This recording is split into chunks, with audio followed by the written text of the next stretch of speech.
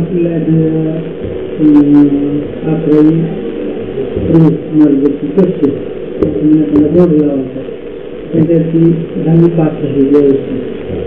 तर 10वी पास झालेल्या विद्यार्थ्यांना ऑनलाईन परीक्षेबाबतची जनजागृती संपर्क करायची आणि ज्या टायमाला त्याची वेबसाईट चालू होईल समजा तर ती ऑनलाईन भरायची ती कशा स्वरूपाची जे विद्यार्थी येतील त्यासाठी एखादा रजिस्टर ठेवायचं पालक आले तर पालक विद्यार्थी आले ते विद्यार्थी तर त्यांचं सॉफ्टवेअर घेणं त्या दरम्यान पालकाला आपण मार्गदर्शन करतो समजा ऑनलाईन परीक्षेच्या संदर्भात मग त्याच्या संदर्भातला व्हिडिओ आपल्याला जर आपण CCTV जर शिकत असतो तर आपल्याला ते काढता आलं असतं तर मोबाईलमध्ये घ्यायचं ते आणि त्यांना ऑनलाईन प्रक्रिया आहे एवढंच मार्गदर्शन करायचं सध्याचा असतो जसं जशी त्यांच्या आधी येतील तसं तसं त्या पद्धतीने आपण पुढे जाऊ आता निकाल तसं नाही निकालाची वाट नाही बघायची जे यावरती 10वीला जे परिस्थिती विद्यार्थी येतो त्याच्या पालकाला वाटलं तर ते विद्यार्थी आणि त्याच्या पालकाला कधी आपण मेसेज टाकून त्यांना बोलून घेऊ शकतो आणि ते बोलून घेतल्यानंतर त्यांना सांगायचं तसं की यावर्षी प्रक्रिया ऑनलाईन होणार आहे ऑफलाईन काही होणार नाही तो आपल्या शाळेचा विद्यार्थी असला तरी शेत आणि नसला तरी शेत विद्यार्थ्यापर्यंत एक मेसेज जायचं पोहोचवायचं ही ऑनलाईन प्रक्रिया आहे आणि मग आपल्या कॉलेजच्या संदर्भामध्ये त्यांना तुमच्या सर्व त्यांना गाईड करायची तर आता ते अर्ज आता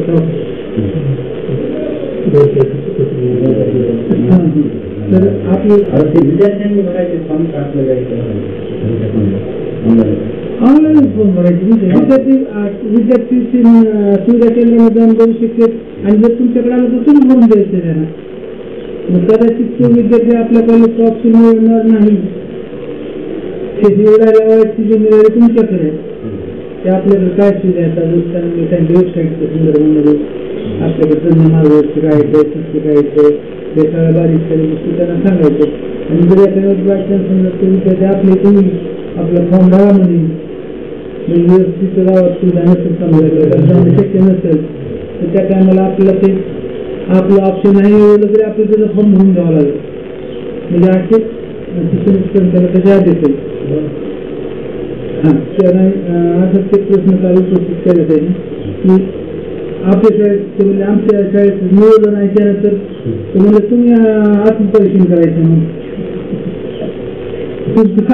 नाही तो तुम्ही आत्मपरीक्षण करायचं आणि ते त्याचे करायचं ते तुमची जिम्मेदारी आहे त्यांना तुम्ही शाळेकडे असणाऱ्या सुखसुविधा असतील आध्यात्मिक जे साधन असतील त्याची करून घ्या आजच्या पहिले करावं म्हणजे पहिली स्टेप असते म्हणजे त्याला आपलं त्या 11वी ऑनलाईन मार्गदर्शन कक्ष म्हणून बोर्ड लावून टाका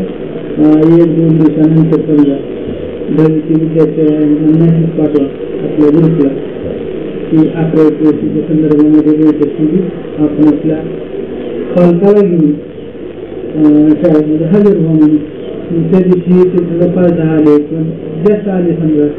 तर त्यावेळेलाच आपण मार्गदर्शन करायचं की ही ऑनलाईन प्रक्रिया आहे त्यांना एवढंच सांगायचं ऑनलाईन प्रक्रिया आणि फॉर्म ऑनलाईन भरायचे ज्यावेळेस ते चालू होते त्यावेळेस तुमच्या ग्रुपला मेसेज येईल त्या टायमात तुम्ही शाळेतमधून फॉर्म भरू शकतात किंवा शेती क्रीडा केंद्रामध्ये जाऊन तुम्ही एक फॉर्म भरू शकता किंवा मोबाईलवर तुम्ही कुठेही जाऊन फॉर्म भरू शकता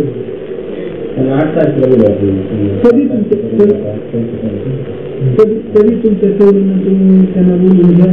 वाटलं तर पालकाची पेशल मीटिंग ठेवा विद्यार्थ्याची पेशल मीटिंग ठेवा आणि त्याचं रेकॉर्डिंग ठेवा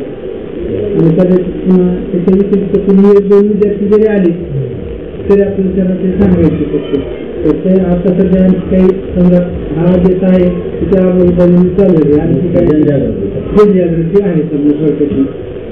जर तुम्ही त्या आधी शिकली त्याचे त्याचे आपल्याकडे मार्गदर्शन केले तर जगाला ग्रुप तयार होईल आणि ग्रुप तयार करणे आणि त्या सूचना असतील किंवा त्या संदर्भातले व्हिडिओ असतील तर आपण त्याच्यावर सेल करून टाकणं त्याची बघतील आणि माहिती आपली चालू तर आपण भरून द्यायचं काम मग त्याची माहिती तुम्हालाच पाहिजे समजा आता उद्या पहिल्या टप्प्यामध्ये फ्लॅग तयार करा तिथे करा आणि 10-15 वाटलं तर बघा तिथे मग ते एखाद्या 11वीच्या विद्यार्थ्याला एक्स्ट्रा मार्गदर्शन करता येऊ शकतं समजा प्रत्येक भाऊ वही नाही म्हणजे असं काही 10-20 असावं असं काही नाही.